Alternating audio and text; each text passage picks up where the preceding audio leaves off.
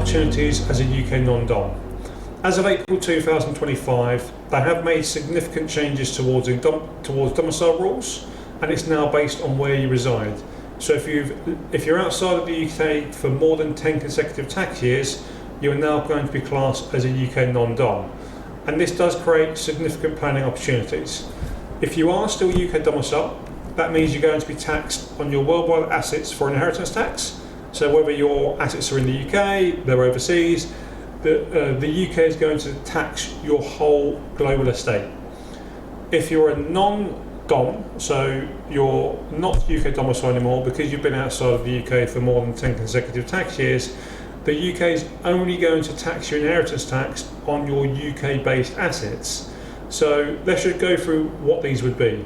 So the very simple ones that you can move would be bank accounts. Okay, there's absolutely no point having money in a UK bank account. If you can move that offshore and avoid inheritance tax, that's a very simple one to do. We've then got investment accounts, so things like ISAs, general investment accounts. Again, these could be best to move overseas. If you are planning to potentially move back to the UK, then there could be an argument of keeping your ISA, because in the UK, that's of course going to grow tax-free. You can take money tax-free, but again, it's very specific based on your circumstances. But things like general investment accounts, it's absolutely best to keep these overseas. In fact, there are benefits of doing so, because if you do move those overseas, you're now classed as a UK non-dom, and you move back to the UK as a non-dom, then as long as you've got these assets sitting offshore and they're in non-UK domicile investments, then you can actually liquidate those in the UK without paying any capital gains tax at all. So there are opportunities if you do plan to move back, but it's very specific with how the investments are set up, which is one thing that we can help with.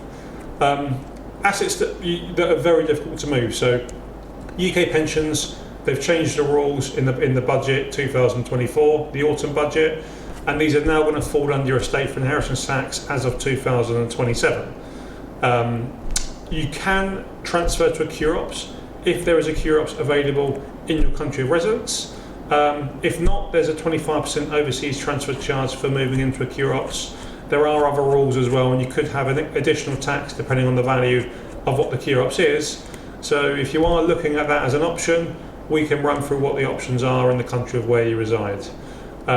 So let's just say, for example, you've got a load of money sitting offshore now, you've got your UK pension, you've got maybe a UK property, everything else you've moved though, you have to ask yourself, is it worth keeping this UK property if it's going to lead to a huge tax bill in retirement?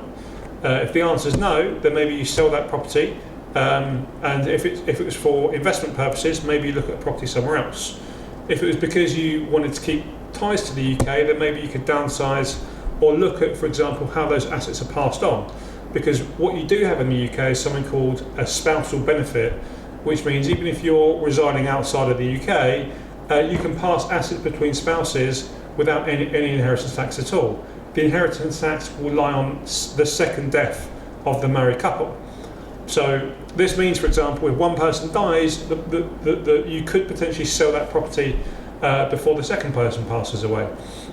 Likewise, within a pension, it does create some potential opportunities of what to do with this.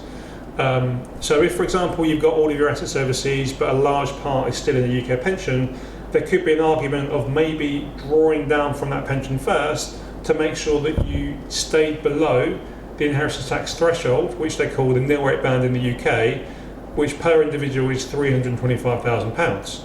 So if, as a married couple, you've got less than £650,000 in the UK, then there is going to be no inheritance tax in the UK. So maybe you don't need to spend the pension first, but it really depends on what other assets you have and the different tax rates in the country where you live in. So those are the opportunities that are available. What I would say though is the country of where you're actually living will have its own inheritance tax rules as well.